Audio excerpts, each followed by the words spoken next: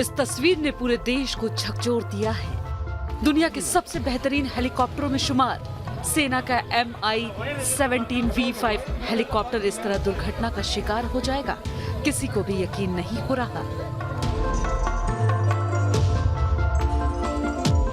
MI-17VI helicopter ने सुबह 11:47 पर सुलूर एयरबेस से उड़ान भरी थी।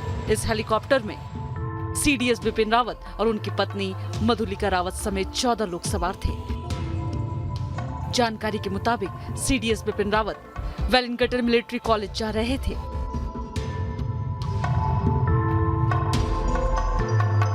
उड़ान भरने के बाद हेलीकॉप्टर नीलगिरी की पहाड़ियों पर कुन्नूर से गुजर रहा था कि अचानक हेलीकॉप्टर क्रैश हो गया।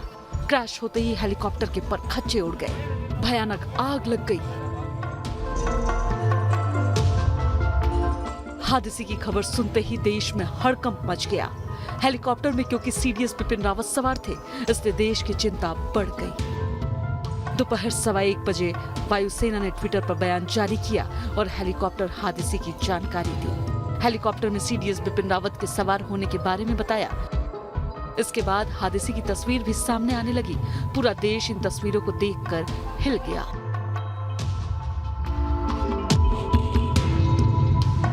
स्थानीय लोगों की मदद से फौरन ही प्रशासन और सेना ने घटनास्थल पर रेस्क्यू ऑपरेशन शुरू किया और 4 शव बरामद किए।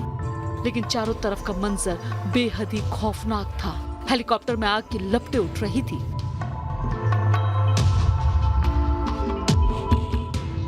दोपहर 2:30 बजे हेलीकॉप्टर में लगी आग को कड़ी मशक्कत के बाद बुझाया गया। पहाड़ी इलाका होने के कारण स्थानीय लोग ही पानी की बाल्टियों से आग बुझाने की कोशिश में जुटे रहे। 6 एम्बुलेंस की टीम को भी मौके पर भेजा गया, जिसने पहुंचकर घायलों को अस्पताल पहुंचाया।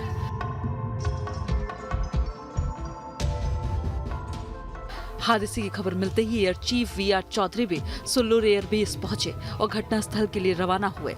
उधर तमिलनाडु के चीफ मिनिस्टर M.K. स्टर्न भी चेन्नई से कोयम्बटूर के लिए रवाना हो गए। हेलीकॉप्टर हादसे से दिल्ली में भी हलचल तेज हो चुकी थी। रक्षा मंत्री राजनाथ सिंह संसद पहुंचे, लेकिन तब तक एक और खबर आ गई कि हादसे में 11 लोगों के मारे जाने की आशंका है। इस खबर से देश को बड़ी अनहोनी की आशंका होने लगी। करीब 4 बजे रक्षा मंत्री राजनाथ सिंह दिल्ली में CDS बिपिन रावत के घर पहुंचे और वहां कुछ देर रुकने के बाद संसद की ओर रवाना हो गए। माना जाने लगा कि रक्षा मंत्री हेलीकॉप्टर हादसे पर संसद में कोई बयान देंगे। शाम 4:42 पर आर्मी चीफ मनोज मुकुंद नरवणे भी CDS बिपिन रावत के घर पहुंचे और परिवार को हादसे की जानकारी दी।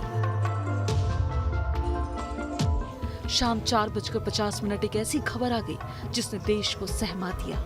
खबर आई कि हादसे में 13 लोगों की मौत हो चुकी है और DNA टेस्टिंग से शव की पहचान की जाएगी।